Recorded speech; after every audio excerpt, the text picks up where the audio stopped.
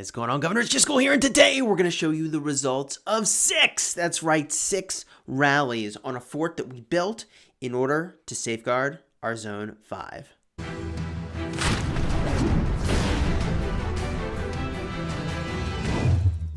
Hello, my friends. Welcome. Before Pass 5 opened, we built a fort to strategically lock down our Zone 5, and it was rallied multiple times as it was building. We've got reports from multiple of those rallies and also footage of most of when they were getting rallied. So strap yourselves in. This is going to be an interesting one.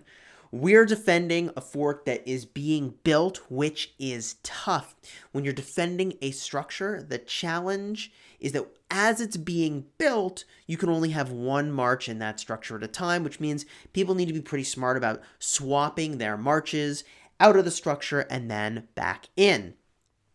In this case, we use Yi Seong-Ye's AoE in order to do area of effect damage to try to even out this particular report, which I think worked well. Yi Seong-Ye is still an extremely deadly and dangerous commander because when you're defending a structure, your AoE hits everyone from the alliance that is attacking you that is nearby, even if those individual marches are not the ones hitting you. Any one person who hits the structure can cause the AoE to happen, and Yi Seong's AoE is a circle. It hits everybody.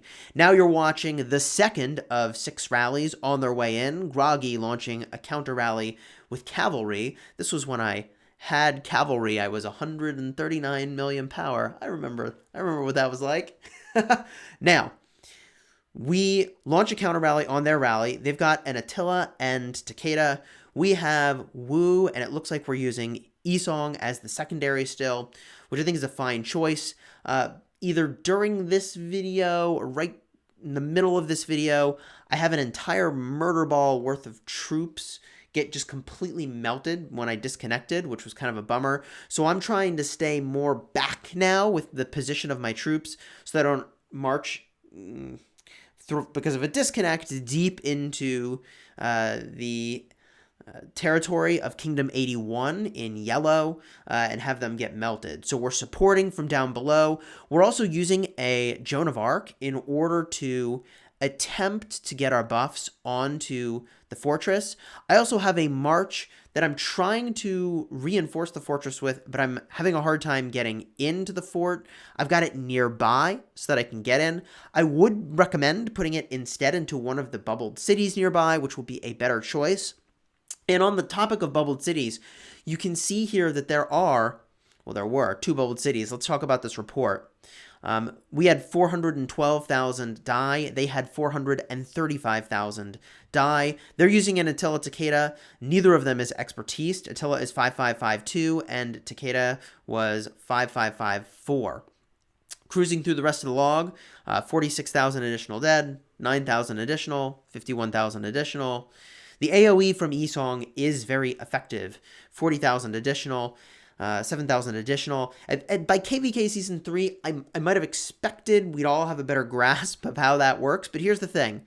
You maybe have a little bit of lag, you don't see it coming, you're trying to battle somebody who moves just into range, and then you're in range. There's a lot of reasons why you could end up in Yi Seong's AoE. I generally just try to stay really far away from all of that kind of crazy. So you can see here, 65,000 dead in that march, 9,000, 1,000, 1,000.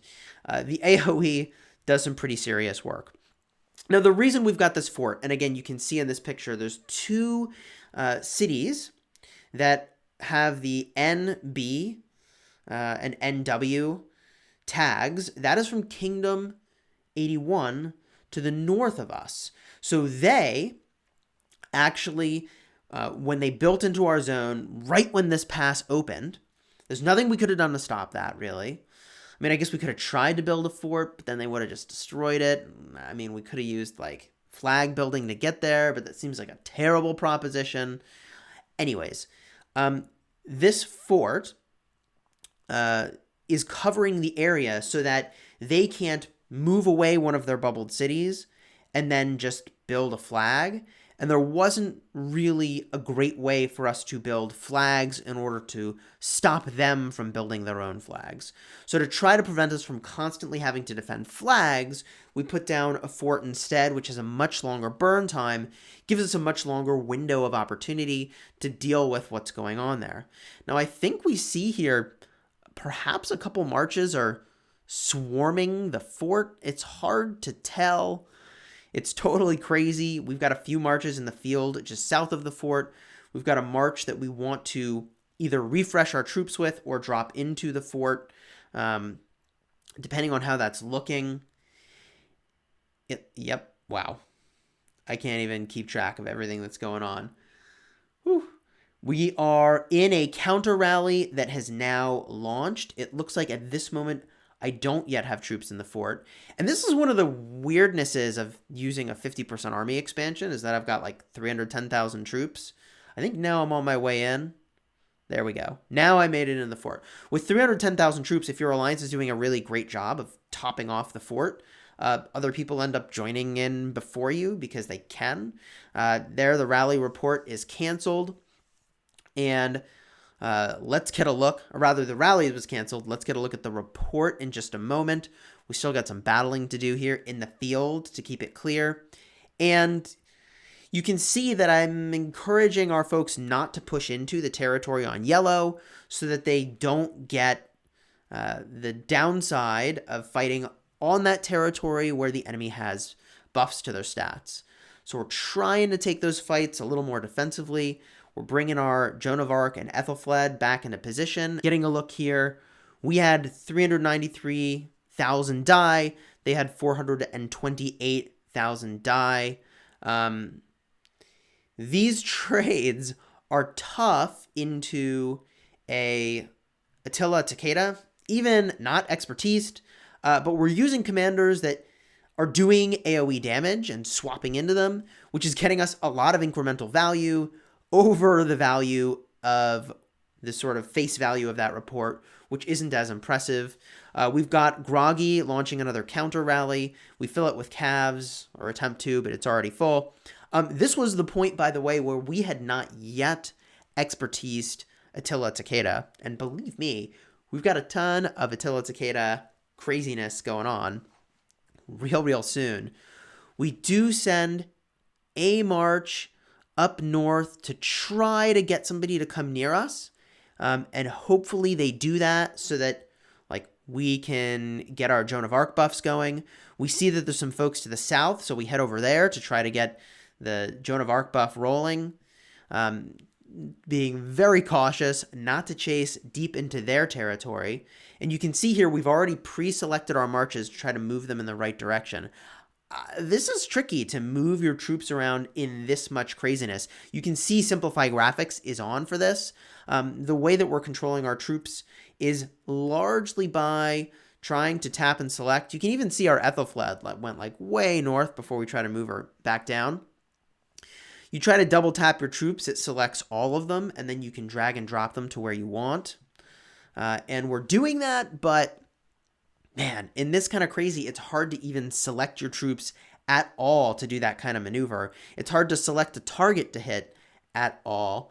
I don't know, I need a way to like tap the screen like a couple times and all my marches go there. Rather than like having to select a specific march maybe. I don't know. It's tough to control this many things at a time. You can see the Attila Takeda rally is doing work. We've got Constantine in this particular attempt, and we switch it up to Wu in order to get some AoE going. As they just walk into it, I think they turn around. They realize that's a problem. We swap back to a non-AoE pair. This switching of your garrison captains is a pretty standard sort of a tactic. The rally's been canceled. Let's get a look at the report in just a moment. Eager to see what that is looking like. Eager to see what that's looking like. Here we go. Report. We've got 338,000 die. They've got 384,000 die. And as we cruise on, there would have been some AoE deaths as well. no time for that. We didn't record it at that exact moment. We are now getting rallied again. This time we're getting rallied with Edward Esong. Now, this is an interesting pair. I use it extensively in Ark of Osiris. And I believe that I am going to swarm it, maybe? No, doesn't look like I'm headed up there. The Esong AoE is somewhat prohibitive from trying to swarm it. You're going to have a lot of injured troops if you go and do that. And it does look like they have the field in a decent-ish place. In my perfect world, as I watch this now, wish that I was hitting the Sun Tzu that seems to be really close to our territory. I'm kind of surprised that I'm not. What I will say is that it's tricky at times to be like coordinating with lots of folks and also playing at the same time. But here we're starting to do what I think we should be doing, quite frankly, which is bullying those marches that are a little too far on our territory. They're a little too far on our territory here. The march that we're using are honestly very similar to what we use for Sunset Canyon. Turns out that Sunset Canyon lineup makes for a pretty good murder ball, potentially. We already had our gear on those commanders, which was a part of the reason that we like using them here as well. And they've got really solid builds on them, although they are maybe a little more canyon focused. It does look like we're able to drop some troops into the fort, which is excellent. And I think this rally goes pretty well for us. I think we had primarily infantry in this fort, and they're rallying with archers. So that's not even a good situation because you'd rather have the counter troop type. They're countering us. And what you just saw on the screen is that our counter rally launched and they counter rallied our counter rally. So Groggy's Attila Takeda is now hitting the Edward Esong. The fort is pretty much full. It's building. And I'm pretty sure they're going to cancel or this march will be defeated in entirety. Whew. So it's not going to live long enough for that counter rally on the counter rally to launch, I would guess. There it is. All right. The assault concluded, 422,000 dead for us, 600,000 dead for them. And then as I scroll down, it does not look like there's quite as much AoE. 6,000 dead troops, 12,000, 13,000, 12,000, 13,000, 28,000, 5,000. I mean, this stuff adds up, right? Another 12, another 3, and the scrolling continues. It's just so easy to get caught in this AoE. Another 14, another 3, another 31, another 41, another 5, another 9, another 18,000. Jeez. 14,000, 8,000, 6,000, 11,000. And now we're being rallied yet again. This time, Saladin is at the helm. I believe it's Takeda as the secondary. So it seems like they're doing some testing now to see which combos they like.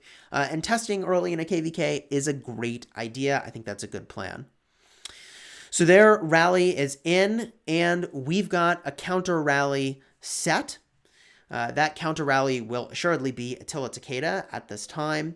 King Talib is swarming this particular rally, and several others are joining in. Saladin is a tough one to be swarming because he's got a lot of anti-swarm technology. However, it does some pretty serious work in this instance. We're even in on that party with our Ethelflaed Joan, and we get a look here.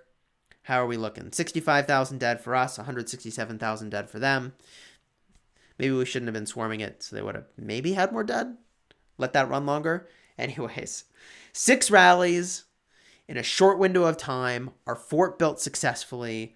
However, that fort is going to get a lot of attention in the coming days. If you want to see how that unfolds, you should like and subscribe because there's going to be a lot to talk about. And until next time, you have fun smashing the kingdom.